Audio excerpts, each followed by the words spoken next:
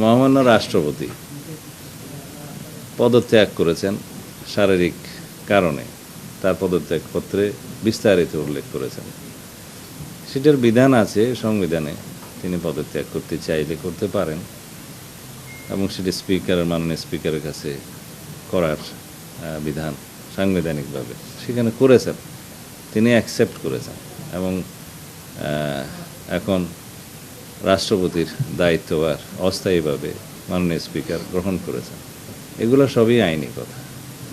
এখন যারা তার বিরুদ্ধে বক্তব্য দিচ্ছে তাদের সেটা অধিকার আছে। আমরা গণ অভ্যুত্থানের পরবর্তী সময়ে কি প্রত্যাশা করি? রাজনৈতিকভাবে মানুষের কথা বলার স্বাধীনতা থাকবে, প্রতিবাদ করার স্বাধীনতা থাকবে, সেটা আছে। বিভিন্ন রাজনৈতিক দল, বিরোধী দলের পক্ষ থেকে এনসিপি এবং অন্যান্যরা তার বিরুদ্ধে সে অভিযোগ উত্থাপন করছে, সেটা করতে পারে, কিন্তু আমরা আমলে নেওয়ার মতো কোনো বক্তব্য ওখানে নাই। মহামান্য রাষ্ট্রপতি তার দায়িত্ব পালনকালীন সময়ে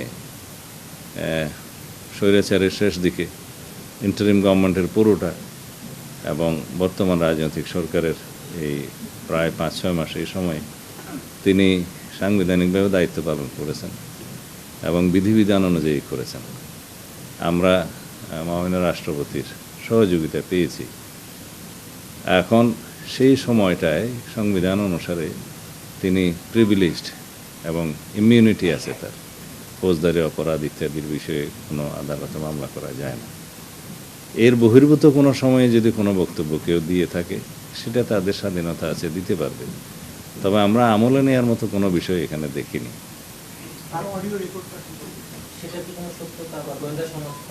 কোনটা? এটা আমরা পত্রিকায় দেখেছি। কোনো পত্রিকা এরকম একটা নিউজ দিল, তার কাছে কি তথ্য প্রমাণ আছে তাকে জিজ্ঞেস করতে হয়। আমাদের কাছে সেরকম কোনো তথ্য নেই। আর কথা বলার জন্য লন্ডন যেতে হয় নাকি?